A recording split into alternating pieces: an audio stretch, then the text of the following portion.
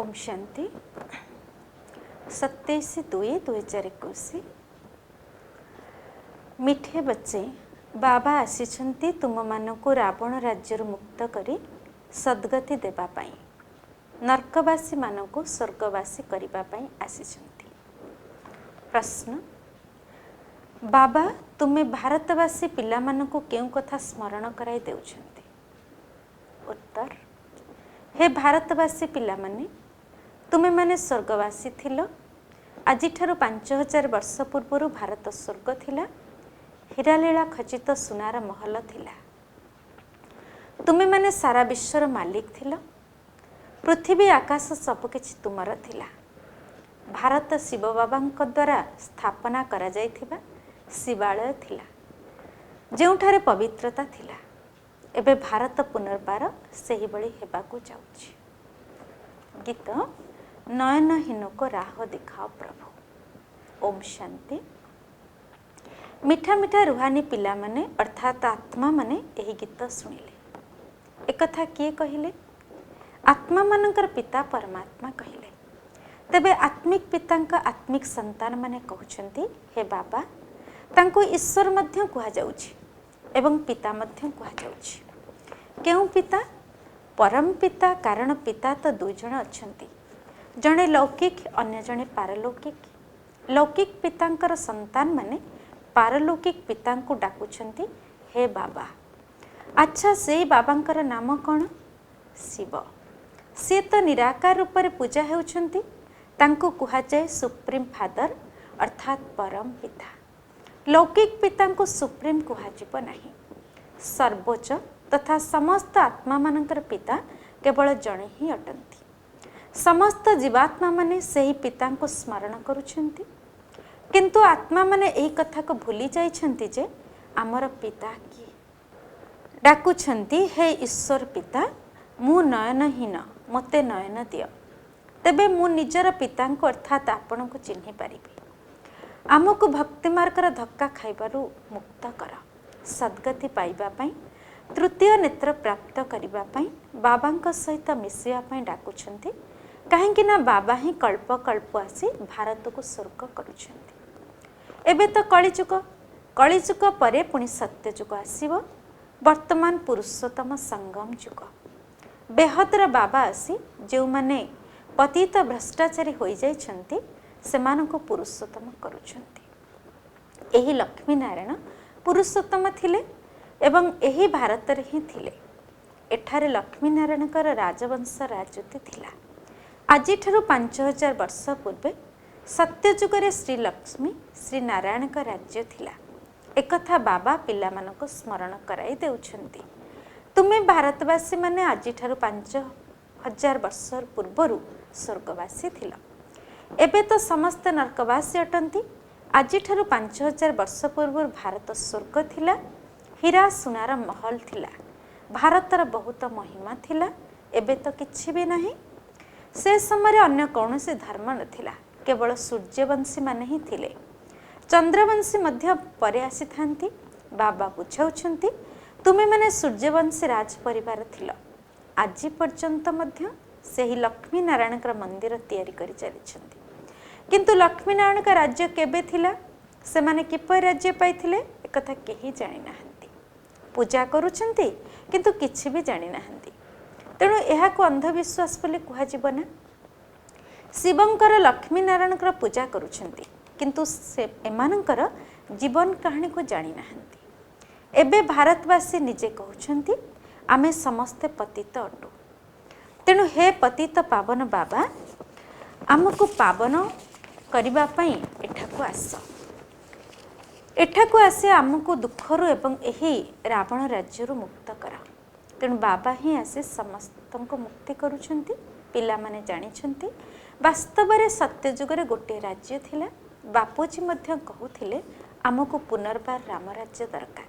गृहस्थ धर्म जहा कि पतित होई जाइछे ताहा पुणी पवित्र हेबा दरकार।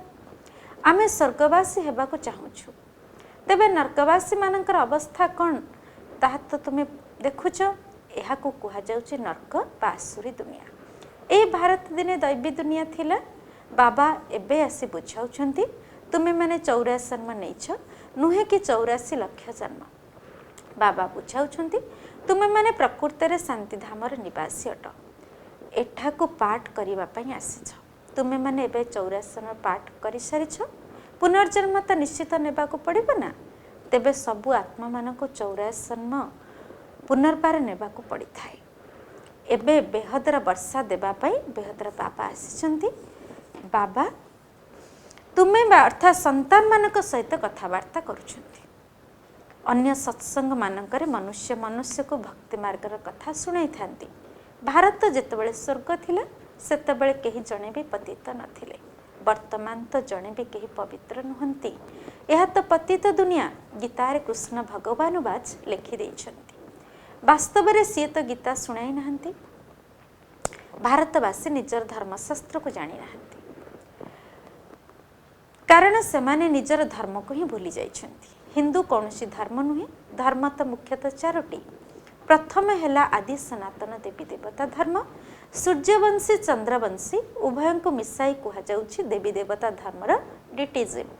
सेठारे दुखर नाम मध्य नथिला। 21 जन्म तुमे मैंने सुखधाम रे थिलो। तापरे रावण राज्य भक्ति मार्ग आरंभ है। भक्ति मार्ग ही होची तळकू खसिबार मार्ग। भक्ति को राति एवं ज्ञान को दिन कहुच्छी। एबे हेउची घोर अंधकार रात्रि। शिव जयंती एवं शिवरात्रि दुईटी शब्द कहुए। शिव बाबा केबे आसुछंती, जेतेबेले सृष्टि रे रात्रि हो जाए थाए, भारतवासी घोर अंधकार को आसी जाती, सेतेबेले बाबा आसंती। एबे तो कंढेई पूजा करी चलीछंती, केही जनकर जीवन कहानी को मध्य जानि नाहंती। पुणी मध्य भक्ति मार्ग रे शास्त्र सब तैयारी हेबो। एही ड्रामार चक्र को अर्थात सृष्टि चक्र को मध्य बुझिबाको हेबो। शास्त्र मानकरे एही ज्ञान नहीं, ताहा हैला भक्तिर ज्ञान, भक्तिर फिलोसफी। ताहा कौनसी सद्गति मार्ग नुहे। बाबा कहउछंती मु आसी तुमको ब्रह्मांतरा यथार्थ ज्ञान सुनाउछि। सेथिपाई तांको डाकुछंती, कहउछंती आमको सुखधाम शांतिधाम रास्ता देखाओ।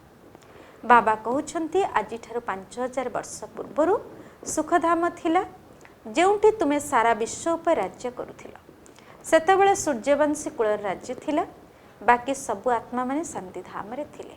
सेठारे अर्थात सुखधाम रे 9 लाख प्रजांकर गायन अछि। तुम माननको आज ठारू 5000 वर्ष पूर्वरु मु बहुत साहूकार करि जाइथिली, एते धन देइथिली। तुमे माने से सब को केउंटे हराइल? तुमे केते साहूकार थिलो? भारत भली आउ केही होई परिबे नाही। भारत ही सबुठारु उच्चरु उच्च भूखंड अटे। वास्तव में यह समस्तंकर तीर्थस्थान अटे, कहीं ना यह पतित पावन बाबांकर जन्मस्थान। एठारे जेते भी धर्मावलंबी अछंती, बाबा आसी समस्तंकर सद्गति करुछंती। तेबे सेही रावण राज्य केवल लंकारे नुहे, सारा सृष्टि उपर रहिछि। समस्तंक भितरे 5 विकार प्रवेश करिछि। जेतेबेले सूर्यवंशी राज्य थिला, सेतेबेले एही विकार नथिला। भारत संपूर्ण निर्विकारी थिला, एबे संपूर्ण विकारी हो जाइछि। सत्य जुगरे दैवी संप्रदाय थिला, सेही माने पुणी 84 जन्म भोग करी वर्तमान आसुरी संप्रदाय हो जाइछंती। एबे पुणी से दैवी संप्रदाय हेबाकु जाउछि।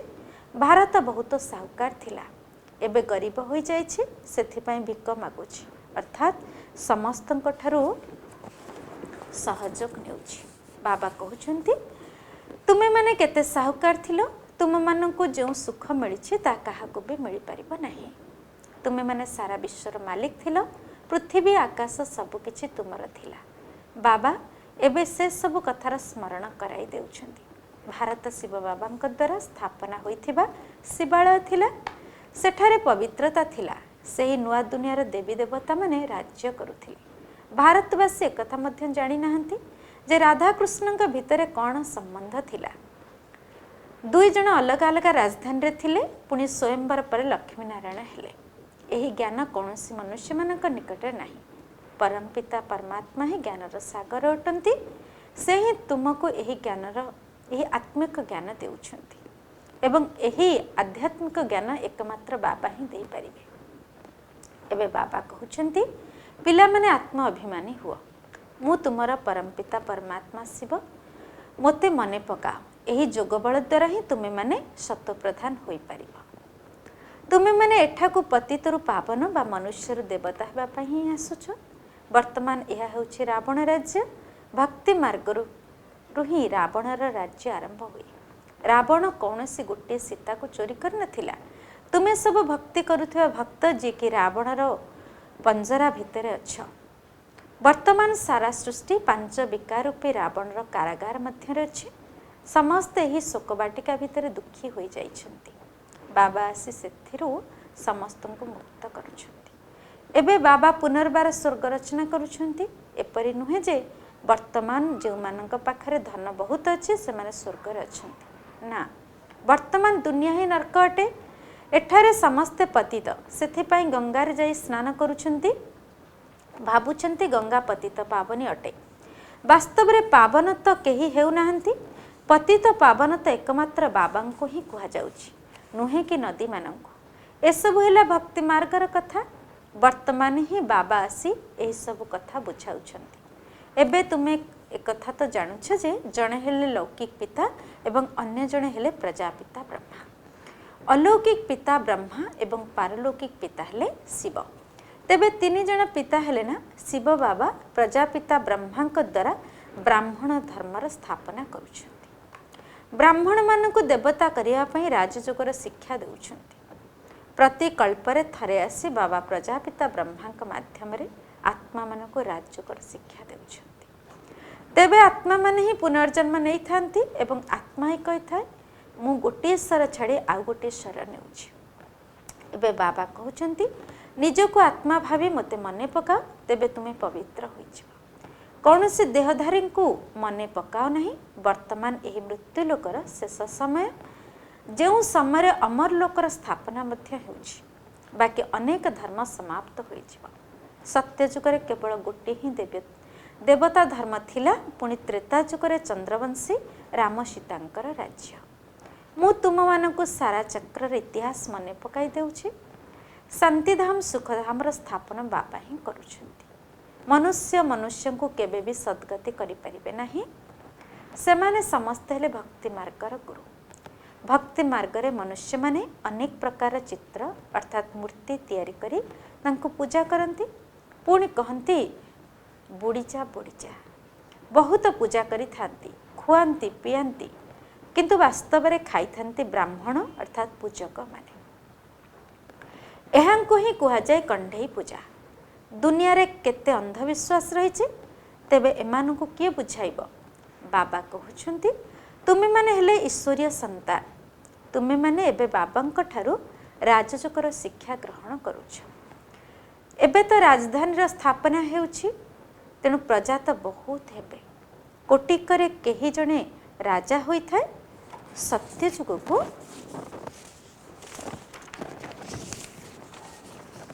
कुहा जाए फूलर बगीचा। कलिजुग को कुहा जाउछि कंटार जंगल। एबे रावण राज्य बदलिबाकु जाउछि, तेणु विनाश तो निश्चित हेब। यही ज्ञान वर्तमान केवल तुमे ब्राह्मण मानकु मिलुछि। लक्ष्मी नारायण निकट में ज्ञान न थाए, कारण यही ज्ञान प्राय लोप हो जाए। भक्ति मार्गरे केही भी बाबा को जानी न थांती। तेबे बाबा ही रचयिता अटंती। ब्रह्मा विष्णु शंकर मध्य रचना अटंती। जदि परमात्मा को सर्वव्यापी कहुव तेबे तो समस्ते पिता होई गले। तेबे संपत्ति पाइबार अधिकार ही रहिब नाही। किंतु बाबा तो आसे सबु संतान को संपत्ति देउछंती।